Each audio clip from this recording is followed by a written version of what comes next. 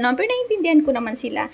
Pero para sa akin, ayoko ng ganon. Lalo na kung maliit lang naman na halaga, hindi mo mababayaran din yung kahihiyan ng tao. Kaya ayoko ng ganon. At saka habaan po natin yung pasensya natin. Dahil, hi everyone, kumusta kayong lahat? For today's video ay kwentuhan muna tayo, no? Dahil, meron na naman akong canceled orders. Ayan. Actually, madami na akong mga cancel orders. Pero, hindi talaga ako nagpo-post ng mga ganyan. Ayoko nagpo-post ng mga bogus buyer, ganyan. Magpo-post man ako ng canceled sa picture, pero hindi ko inaano yung buyer na, hindi ko pinopost yung buyer na nag-cancel. Pero this time, gusto ko lang ikwento sa inyo kung gaano kahirap yung pagiging seller or online seller na kapag kinancel yung orders nila. Dahil hindi lang kami basta basta online seller lang or seller lang yan na gusto ko pong sabihin sa inyo na hindi madali maging online seller or maging isang negosyante, ganon. Kasi yung iba, akala nila online seller lang, post lang, yung iba walang puhunan, copy-paste lang, ganon. Pero hindi po. Halos kadamihan ng mga seller po ay talagang namumuhunan. Hindi lang pera, oras, effort, yung inuubos nila sa isang araw. Yan. Saan na yung iba? Mahirap po maging online seller. Lalo na dyan sa mga mahilig po mag-cancels ng orders. Ganito po kasi yan. Yan. Once po na, na pull out na ni supplier, na pull out na sa store, na process na, bawal na pong i-cancel yan. Kasi syempre nag-i-effort po sila, nag-i-effort sila ng mga staff niya. Hindi lang naman ako yung client nila, marami dahil sila actually yung nag-i-import ng gold dito sa atin sa Pilipinas. So madami po silang clients. Kaya bawal na po talaga i-cancel. So ang ginagawa ko naman, para minsan dahil naawa ako sa mga reseller ko, lalo na pagbit ko naman yung item, so okay, hinahayaan ko na lang, kinukuha ko na lang para hindi ma-stress si buyer ko. Pero sa totoo lang, bawal talaga yung cancel. Minsan, pag sobrang, pag sobrang malaki na yung amount ng orders, ay hindi na ako pumapayag talaga. Ayan. So, mama, ipapakita ko sa inyo yung item na na-cancel. Ayan. So, hindi ko talaga siya kinancel kay supplier dahil sigurado masisermonan ako sa kanila. Buti na lang at letter M naman yung initial. Ka-initial ko naman. So, kinuha ko na lang. And, naawa din naman ako kay reseller. So, sa mga nagsasabi na, ay, online seller lang naman yan. Walang kahirap-hirap yung niyan. Nung nagkakamali po kayo kasi, pagod, puyat yung puhunan namin dito. Minsan, madaling araw na ako nakakatulog dahil, syempre, hinihintay kong inaayos ko lahat ng mga orders para gusto ko sure na ma-process yung mga sure po na wala akong makalimutan dahil ganun ako sa mga buyer ko. Ayokong nasisira ako sa mga buyer ko. Sa 6 years ko pong pagtitinda ng mga alahas, and hindi lang naman alahas yung tinitinda ko, madami din. Nagtitinda ako ng mga watches, iba't ibang mga items. Ayan. Dati, nagbibinta din ako ng mga damit, chocolates, mga DV items, pero in-stop ko. So, nag-focus ako ngayon sa pagbibinta ng alahas dahil parang hindi ko na nakakaya sa dami ng tinitinda ko dahil meron na din naman akong pinagbibisihan ngayon ng aking maliit na sari-sari store. So, okay na ako sa ganon. Kaya, hindi na ako halos nagtitinda ng mga ganon. At saka, nauso na din kasi si Shopee. So, kaya in-stop ko yung si Shopee, si Lazada, mga pagbibenta ng mga damit, chocolates, kasi parang yung mga ganon, parang, lang siya, 4 seasons, parang, tsaka nakakapagod din nung magbinta ako ng mga ganon, dahil nga, lagi akong kailangan, papaship ko, minsan, may mga, magkano lang kikitain mo sa mga chocolate, mga ganyan, tapos gusto pa ni buyer free shipping, wala namang ganun. So, balik tayo dito sa alahas, guys. Ayan. So, 6 years ko pong magbibinta ng mga, asa na yung isang hawak ko kanina, ng alahas. Madami-dami na din po yung nag-cancel. Pero ako yung seller na ayoko talagang pinupost yung mga bogus buyer dahil feeling ko, okay lang naman sa akin yun kasi magpapabenta ko naman at ayoko maka-hurt ng feelings ng mga buyer ko. Kasi yung iba kasi, pag ganyan, syempre minsan iniintindi ko katulad minsan, halimbawa may namatayan. Yung iba naman, ito madalas to ha, maraming makaka-relate dito na nag-order na sa akin tapos nandiyan na yung items, hindi daw pumayag si asawa, si Mr. O yung iba sasabihin ko muna kay Mr. kahit na process na, kahit kasi sinabi niya sure siya. Yung iba naman nagamit sa yung pera sa emergency. So lahat yan iniintindi ko po yan. Kaya wala ako pa akong nakaaway na mga ganyan-ganyan. Kasi para sa akin, maliit lang naman na bagay yung mga ganyan. Basta may pang-abuno lang talaga ako. Okay lang. Yan. Yung iba dati, anong nagbibinta ako ng phone, mga phone, dami na canceled na phone. So, buti na lang, mabilis naman ako mapabenta dahil matyaga naman akong sealer. Tsaka, ayan.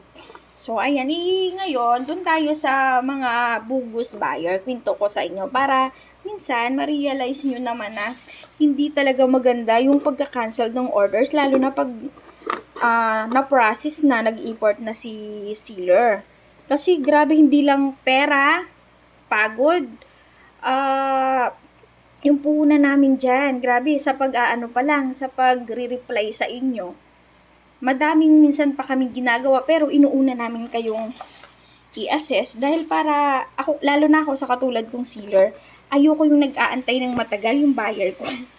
Kapag naman nag-i-inquire, inaasikaso ko talaga. Pero na lang talaga kung talagang sobrang busy ka na hindi ko mapapansin. Kasi minsan kaya advice ko din sa mga nag-i-inquire sa akin sa Facebook, direct message po, wag sa comment how much.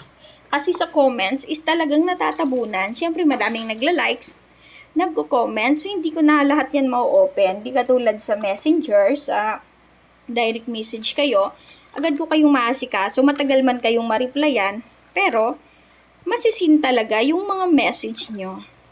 Pero dun sa mga halimbawa sa mga bagong clients ka kasi, madami akong message request. Yun talaga, hindi ko talaga minsan nakikita yung mga ganon. Kaya, dapat, i-follow nyo na lang ako kasi hindi na ako, kung i-add friend nyo ako, hindi na ako nakakapag, kasi dahil nga, di ba, hanggang 5,000 lang yung ni Facebook. So, follow nyo na lang, din message nyo, damihan nyo na lang yung nyo para makita ko kasi nai-spam yung message. Minsan nakikita ko sa message request, ang dami. Kadamihang client ko din na nag-i-inquire is dito sa YouTube. Yung mga nakakakilala dito sa akin sa YouTube. Madami akong mga new clients dito. So, ayan sa makakapanood din dito pala. Visit nyo ako sa aking Facebook account, Manilyn Maloon. Sa Manilyn Maloon po na nandito sa ang tawag dito sa bio ko sa YouTube na to. Kasi meron akong mga account na Manilyn Maloon na isa na page yon na hindi ko na yun ginagamit. So, sa Manilyn kayo, yung nasa mga 5,000 followers, yun yung pinaka-active ko talaga na ginagamit ko pang online. So, ayan, balik to tayo, napadami na ako ng kwento. Balik tayo dun sa mga bogus buyer. Kasi alam nyo, kung sa iba kayo bibili, pag kinancel nyo, kahit wala pa naman yung items, tapos kinancel nyo yung orders, mapupost kayo. Kasi ang dami kong kilalang mga online seller na gano'n. Yung iba nga natatawa ako kasi halagang 100 to 50, pinupost talaga nila yung mga buyers nila, pinapahiya nila.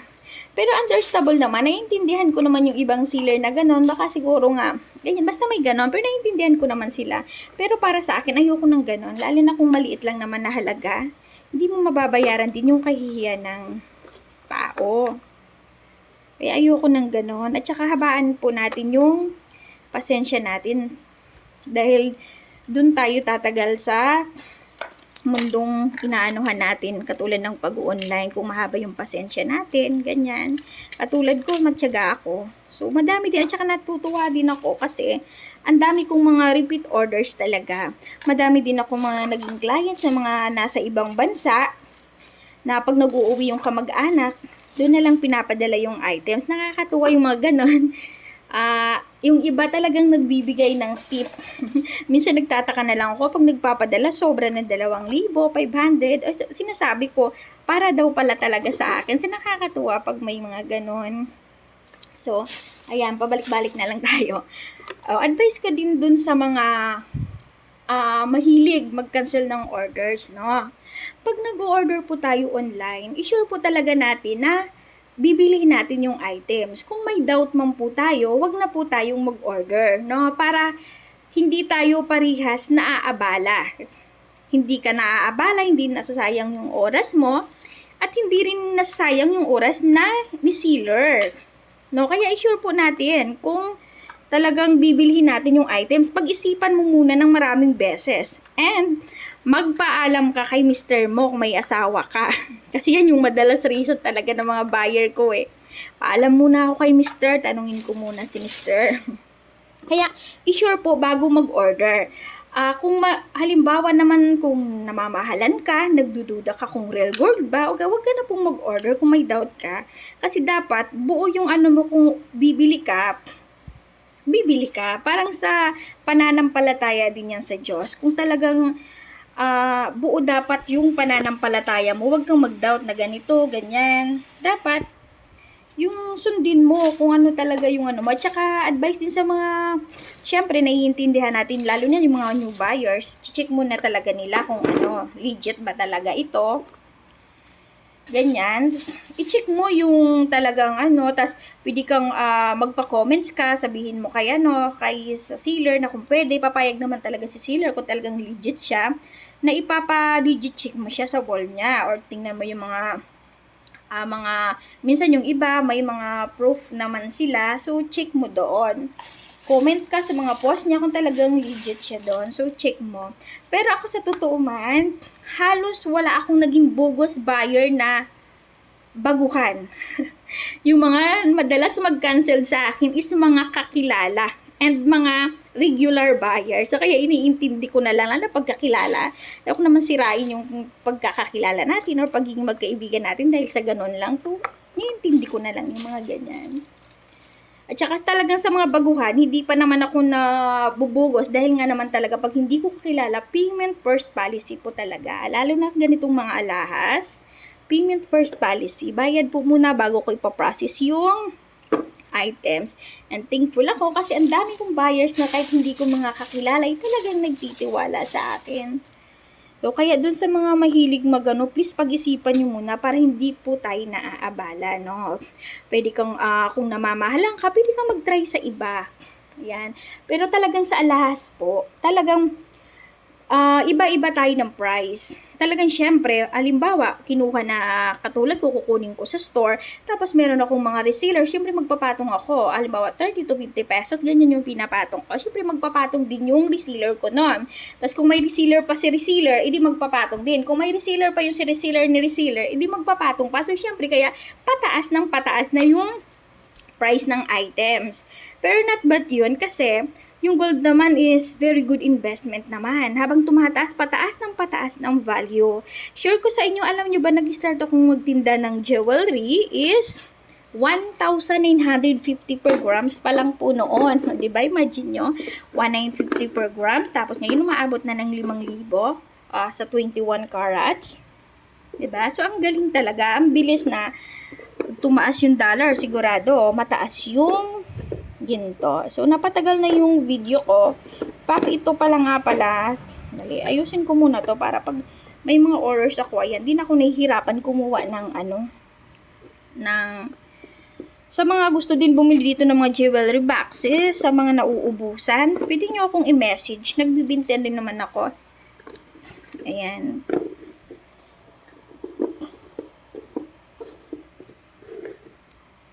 So, ayan po. Ito yung dali. Wait. Saan ba? Saan ba dito? Nakalimutan ko.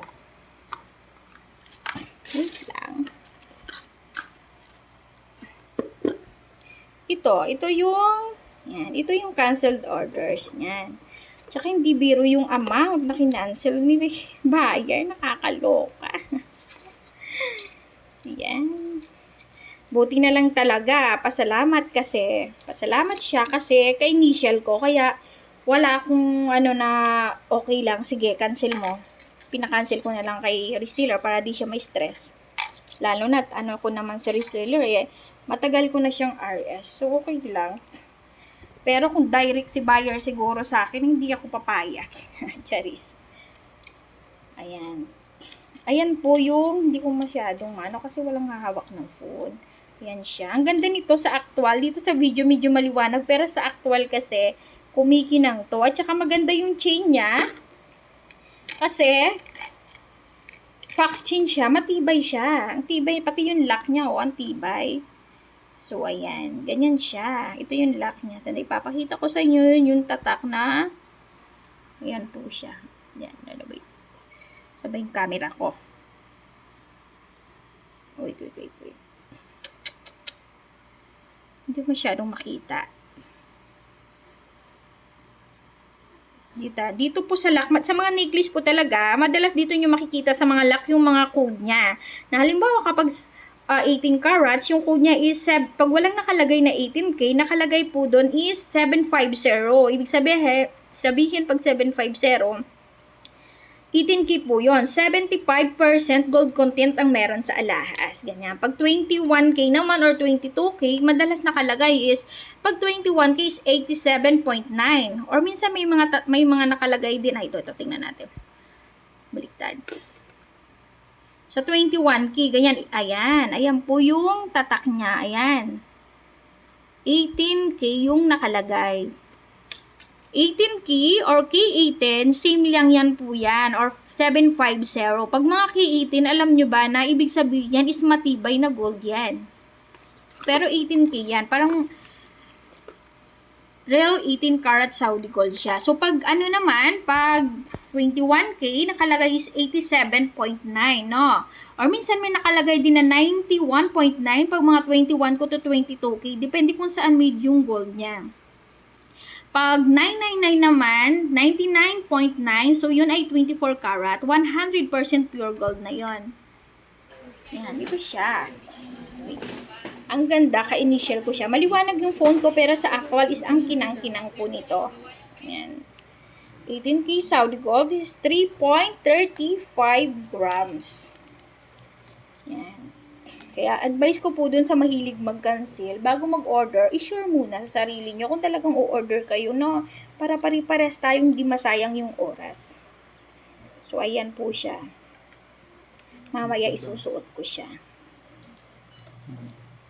Ayan. Dun sa mga baguhan lang po dito sa aking YouTube channel, ayan, marami po akong mga content dito. Matagal na mga last year kasi nabibisi na ako, hindi ako madalas makapag-vlog ng gold.